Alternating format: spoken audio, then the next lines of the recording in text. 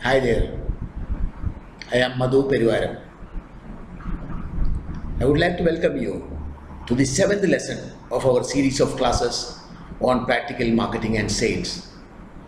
Today, we'll talk about a principle called the 80-20 law of business. This is just a basic concept which we use to analyze the product mix, the marketing or campaign mix, the profit mix, and the customer mix.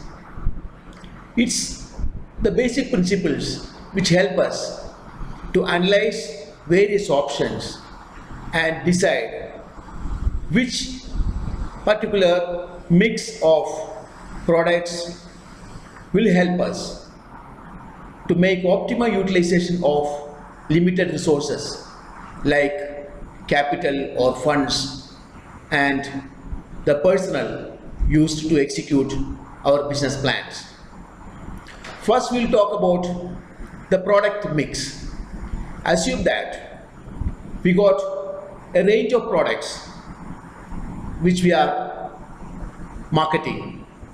Like, say your company has tea powder, coffee powder, milk powder, sugar, then another range of products like shampoos and soaps.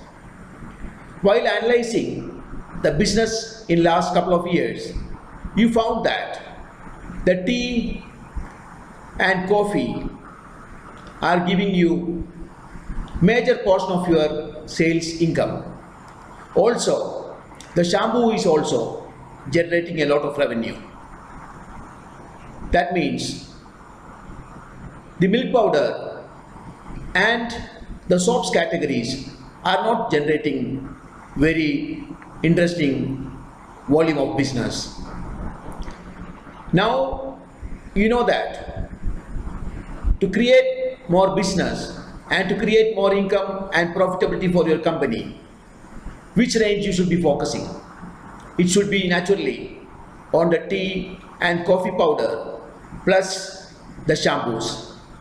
So we have to spend less time on the milk powder and sugar range as well as the soaps. So that's how we decide our product mix. Then, depending upon the margins that is generated by each category, we have to again analyze.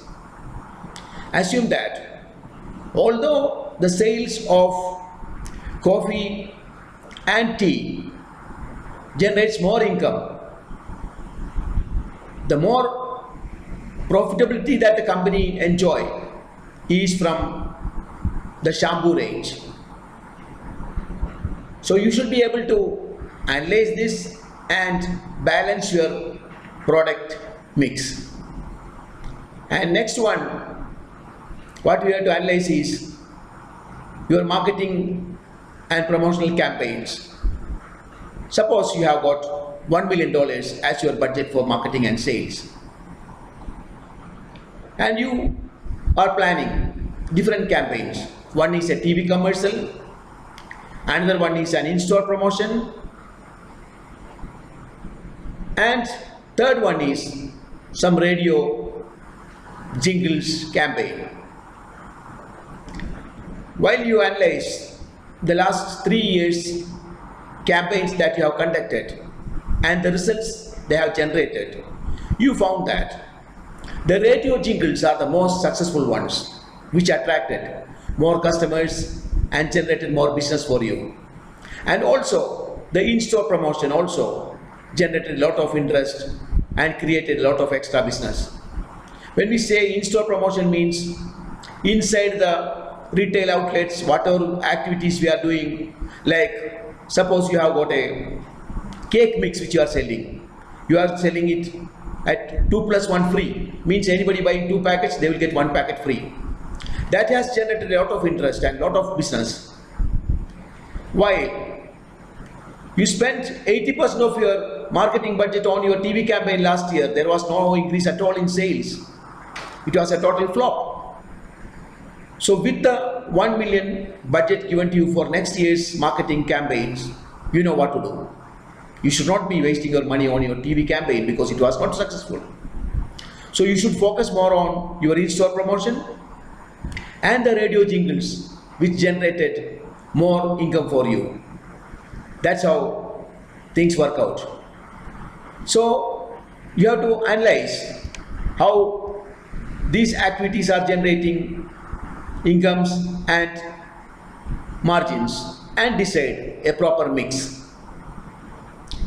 Next thing you have to think about is the customer mix. You must have noticed that many marketing and sales teams are making list of customers and dividing them into different classes like class A customer, class B customer, class C customer, like that, based on their business potential or based on their market share in that industry. But don't get misguided by the trends in the market. The A-class customer for a particular brand or a particular category may not be an A-class customer for you. You should know for your type of product who will be the A-class customer. Maybe for a company which sells rice and sugar, maybe supermarket X is A-class customer. But for you who is selling maybe stationery, that particular supermarket cannot be an A-class customer. Or assume that you are selling frozen food and a particular supermarket may be an A-class customer for you. And for a guy who sells cooking oil, it may not be the A-class customer. So based on your product category, you should analyze which customers should come into your list of A-class customers and B-class customers and focus accordingly. Also, while you are analyzing your customers, you should also evaluate the cost of selling your products in that particular outlet. There are so many costs involved in entering into a retail outlet and keeping your products for sale in that outlet.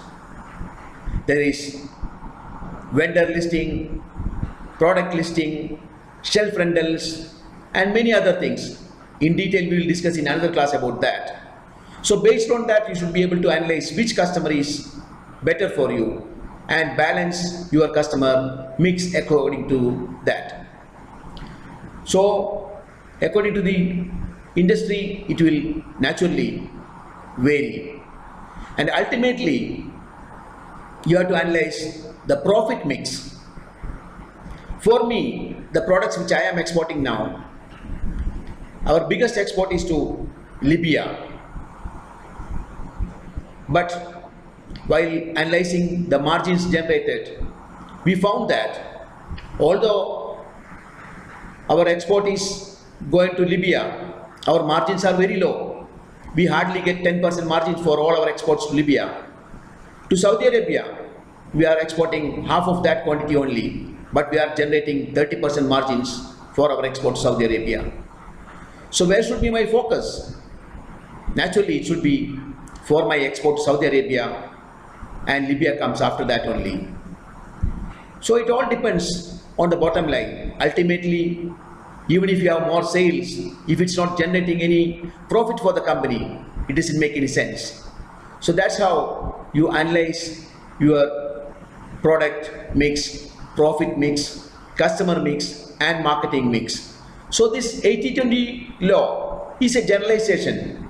Based on that, you can assume that 20% of your products generate 80% of the income for your company, while 20% of the products generate 80% of the profit for your company.